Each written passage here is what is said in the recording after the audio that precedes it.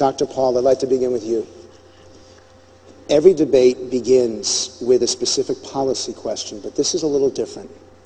Someone on this stage hopes to be able to take the oath of office 14 months from now, and at the end of that oath are the words, "So help me God."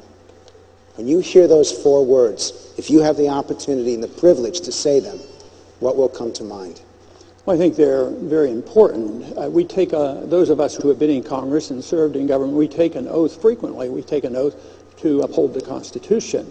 And that's what we do when we take an oath when we're sworn in as president. We emphasize this. But I think what that does, it emphasizes it even more so because of the significance and the importance. And it reiterates the fact that we swear to uphold the Constitution and the rule of law. And to me, this would mean that you're not only saying this, in front of a small number of people, not only in front of the nation, but before our God, which means the significance is that much greater.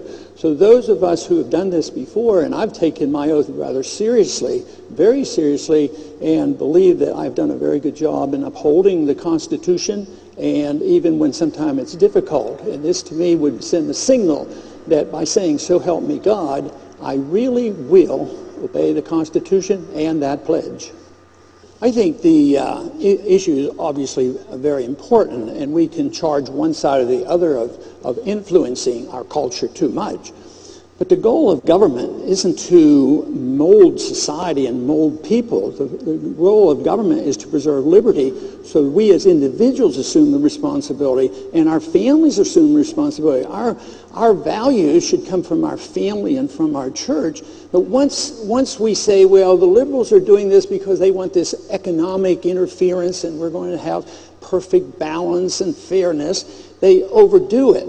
But you can do it on both sides. You can say, well, we're going to make people better by having more laws. I think culture is very important. Culture has a reflection on the law, and I think that is very good. But the law can't reflect the morality of the people. If you do that, you have embarked on something where you sacrifice liberty. Once you turn this over to government, when government assumes this role, it can only do that at the sacrifice of liberty. So our goal ought to be to preserve liberty so that we have our religious values and we make our own decisions. If we can make our self-determination for our hereafter and our spiritual life, certainly on our own personal habits and our economic habits and how we spend our money, certainly we should assume that the people can do this. The guidance should come from individuals, from our family, and from our church. I think it's wrong to assume that if you legalize liberty and freedom, that because somebody might do something wrong, you don't want to legalize it. Liberty doesn't mean libertine. It means you have choices, but you suffer the consequences. It does not mean endorsement. When you legalize freedom of choice, think about it in a religious sense. We legalize, and we do a pretty good job in this country on the First Amendment. We legalize our freedom of choice in our religious value. But in this country, you're even allowed to be an atheist. But if you say, well, there's the danger of being atheist, so we can't legalize freedom of choice in religion, or we can't legalize freedom. Maybe somebody will want too many homeschoolers. So no, you want to legalize liberty. You don't want to designate what your beliefs are going to be because somebody might abuse it. And they have to assume the responsibility for making the mistakes. But because somebody might make a bad choice, you don't say give up on liberty. This is what the liberals do when they come to economics. Somebody might not make a good choice. They might not take care of themselves. They might not save for them for their retirement. So therefore, we have to be the protector. We have to protect the people from themselves. So I think overall, the defense of liberty is really what we need in this country because we're losing it, unfortunately. What is your worldview? And speak of it in terms of freedom, responsibility, and morality. I talk about it a whole lot because I talk about freedom a lot and I talk about responsibility. And I tell young people, and I talk to a lot of young people, that if we can get a free society today and get you out into a position where you don't have to endorse government medicine and government education and you can opt out of Social Security, I says, one thing is, if you get your freedom, you have to accept the responsibility. You can't, if you fail in taking care of yourself, if you want your freedom to do that and you don't do well, You don't have a right to go to your neighbor directly, and you don't have a right to go to your government and say, go to my neighbor and take care of me because I didn't meet up with my responsibilities. They have to face the consequences. No, the states definitely have a right to be wrong, and the states are supposed to correct it. But there are limits, and that's why we have a Constitution. But the Constitution doesn't give license to the federal government. I mean, the federal government has taken license, and they're too much involved, but the Constitution is a restriction on the federal government. It's not a restriction on the states, and it's not a restriction on personal liberties. So therefore, what we must do is obey the law. Slavery and civil liberties, I mean, there's quite a few things, but not most things. Most things were left to the states. Monetary issue was left to the federal government. Defense was left to the federal government. But most, like education, why in the world have we ever drifted to the point where we allow this casualness to ignore the Constitution and say it's a federal function? We don't need the Department of Education. We need those things taken care of up at the state level.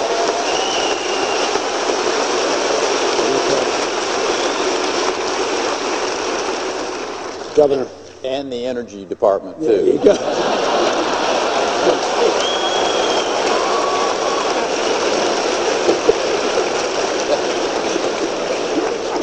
Governor, is there a third area you want to cut?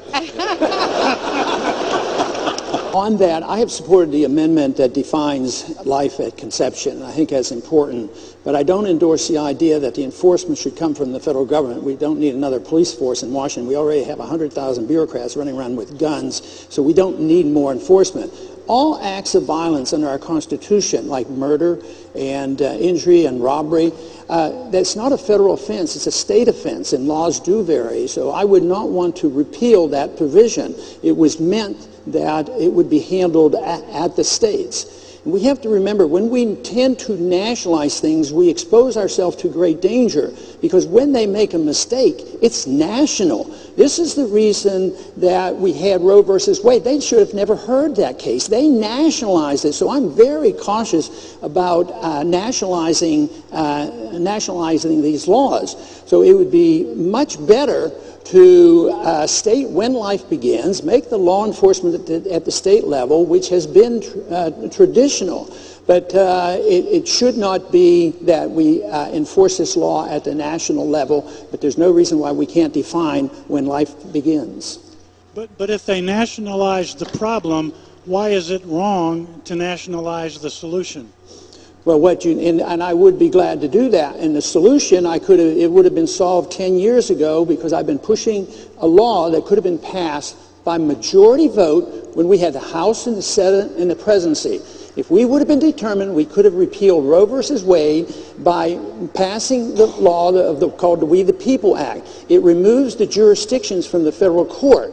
So you remove this jurisdiction, which is a constitutional authority. That could have been done 10 years ago. We could have continued to work on the amendment. We could have continued to change the courts. But if we would have passed that by majority vote, we would have saved millions of lives, and we have not had the support from the Right to Life community to at least do that, and I do not understand why that is the case, because we would have accomplished that in a short period of time. We would have not distracted from the national solution of amending the Constitution and changing our Supreme Court.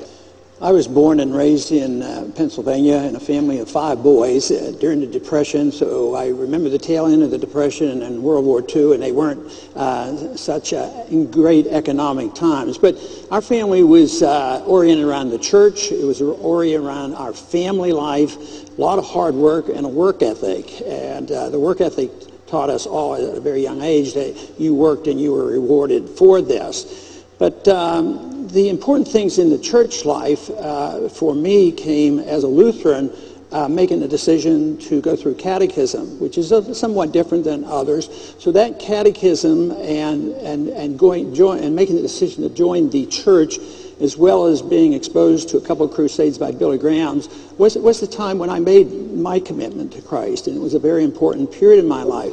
But you said we exempt, our wives and our children because they are so important and they are at the top of our list. But there was something that was given to me in many ways I earned because of something I wanted to do, and that was going through medical school and finally getting through the military and all my training.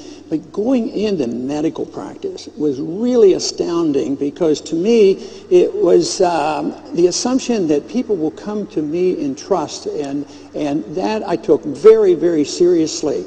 And although I didn't have a personal experience like Herman had for medical illness, I got to share those experiences, and I'm sure your doctors were very important. So I got to share that with new life coming into the world. There's nothing more marvelous in medicine than sharing new life and having delivered thousands of babies. And this is a very joyous profession. But then there was something else that happened that I feel very blessed with, because I had an inquisitive mind and I wanted to know how the world worked and how the economy worked and why we had recessions and depressions. So I was fascinated not with fishing and hunting. I got fascinated with reading economics.